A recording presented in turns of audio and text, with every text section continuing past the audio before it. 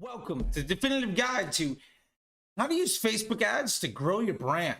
Everybody's always talking about scaling and about testing and about all of these other things, and they're really, really important stuff. But we also have to remember that the purpose of running Facebook ads is ultimately to grow a business, right? Like, we are trying to take something that works and make it bigger. Yes, that sounds like scaling. Yes, that can sound like ROAS, or it can sound like PSM. It can sound like a lot of different things.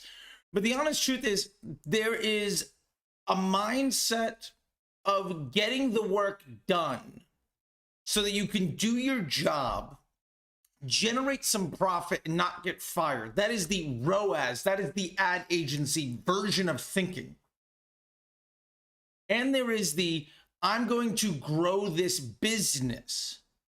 I'm going to acquire profitable customer journeys and make testing easier by having a singularity in my customer, and ultimately improving second purchase rate and stabilizing the business so that I can move many levers. There's that version of this, which is a growth and acquisition, VP of marketing, CMO view. So we're going to really dive into this today, because I think this is one of, if not the most highly disputed topics. And I think it ultimately comes down to, what is your actual job? Because if you legitimately think that spending the most amount of money you can at ROAS of X is really why you're being hired, you might be right. But understand that your job has nothing to do with the growth of the business. And there's a huge gap. So we're going to cover all of that today. Look down below. There's a huge article to cover all of these different things. And if you like what you have to see and you want to know more stuff, you can go to disruptyourschool.com, sign up for the newsletter, check out the Facebook Ads MBA program. Hey, there's a great new thing from Sarah Levinger. Go check it out, disruptyourschool.com. With that, let's get started. If you want to grow your brand using Facebook ads, the classic idea that I see 80% or more of marketers look at, and probably 95% of those that talk in public, is, well, we're going to get a good ROAS, and then we're going to spend as much as we can so we can generate profit. That's great. Most really good ad agency media buyers I know are excellent hunters. They can take the information you give them, they can put on their war paint, they go out into the wilderness, and they can get profit today. The problem is, society wasn't built on the back of hunters. Businesses don't grow because of the success of individual salespeople. Business models and the acquisition of profitable customer journeys, or in this case, to continue this analogy, farming, is what builds civilization and society and grows business. If you are the world's best Facebook advertiser with respect to, I'm going to go out there and I'm going to get ROAS today, that's amazing. And if you have a couple bad weeks, you might be out of business.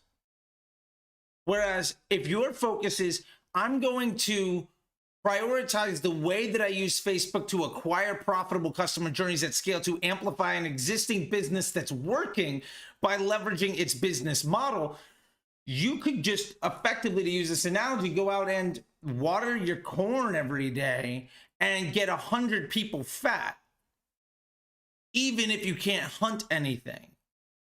So you're in a much better place. Now, you've heard me reference this a couple of times, and so I'm really going to dive into it, but profitable customer journeys. That's what really matters. That's why we don't use ROAS, we use PSM when our goal is to scale a business, not get a good enough ROAS so we don't get fired. Now, what this really means is, when you're spending money on ads, it's not there to say, how much should I spend today? How much should I make? That is interesting information, but that ultimately doesn't matter. What really matters is, what are my needs as a business? And generally speaking, one of the easiest ways to grow a business is to get more and more people to pay you more and more often. I know that's an oversimplification, but it's a really important thing. Basically, if I spend $100 to get somebody to pay me $60, that's theoretically a well below 1 ROAS, right? That's a 0.6. But if I know that person's ultimately going to spend 200 with my business, I doubled my money. I have a profitable customer journey. Maybe I lost 40 cents on the dollar right away, But if the LTV of that customer is a 2x, I legitimately can't spend enough money on that. Now, there's obviously cash flow and cadence and second purchase rate and the timing of all of that stuff. But the idea is, if you're out there every day getting 20 cents on the dollar for every customer you get, and ultimately you can only spend a certain amount of money before you are unable to scale your spend beyond that point at which your ROAS becomes desirable, you are inherently limited at how big you can get, right? If you're a hunter that can only bring back enough that you can carry, there's only a certain amount of people that you can feed. And if you fail a few days in a row, there's a certain amount of people that will die because of it. But if your focus is instead to generate profitable customer journeys with multiple transactions, now what you're doing is threefold. One, you're ensuring future cash flow, which is tremendous. Number two, you are focusing on acquiring customers that are ultimately more valuable to you. Because instead of spending $120 with that 20% ROAS on 100, they're spending $200. So each customer is fundamentally more valuable. And number three, and probably the most important thing, is you are establishing a foundation from which to be able to sustain greater amounts of instability. And that is a superpower. Can I go 3 days or a week without my hunter killing anything? Yeah, because I'm growing corn. I got bread. I'm good. I don't need that. And the real world, what this looks like inside of Facebook ads is, can you handle 2-3 weeks of a ROAS that isn't good enough? The answer is no. I think you have a business model problem, or you have a growth and acquisition problem. And the way that we solve this is by prioritizing the acquisition of profitable customer journeys. Now, you might say, well, we're bootstrapped. We can't do that. Let me challenge that. What if instead of saying we're bootstrapped, we can't afford to have maturing LTVs, you said, what if our focus is to do the absolute best we can to make sure our bills are paid in a way that also ensures future cash flow? Maybe it takes 20 days. Maybe it takes 2 months. Maybe it takes 6 months.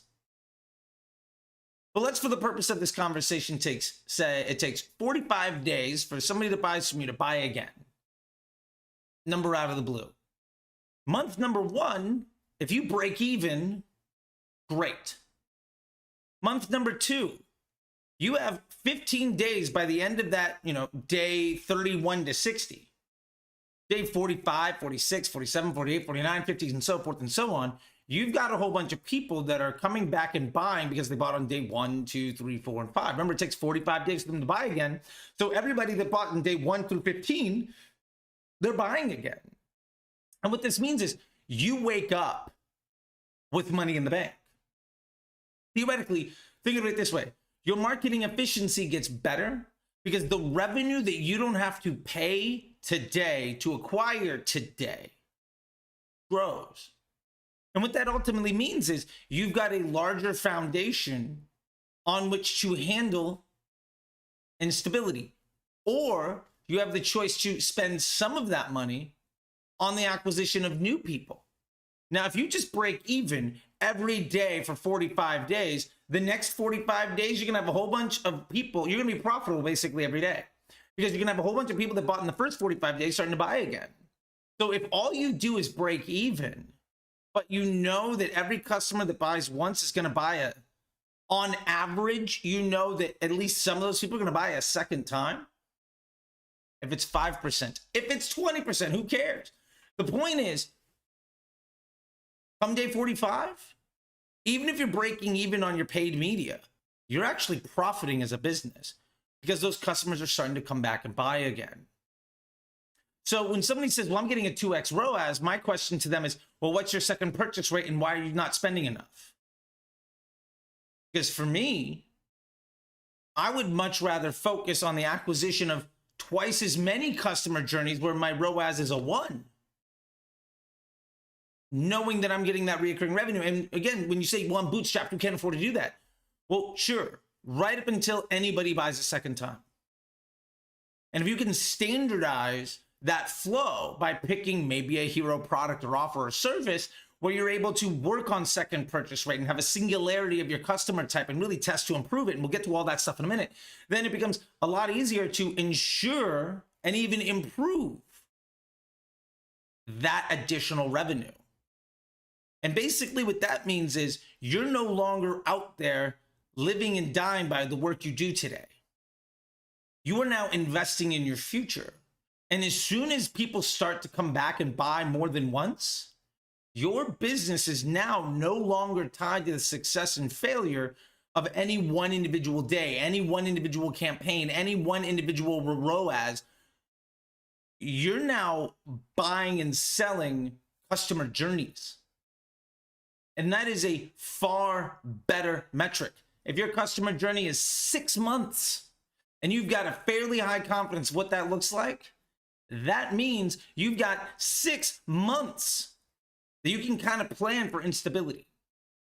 And as soon as you start to focus on these profitable customer journeys, you're going to start caring so much about the day-to-day.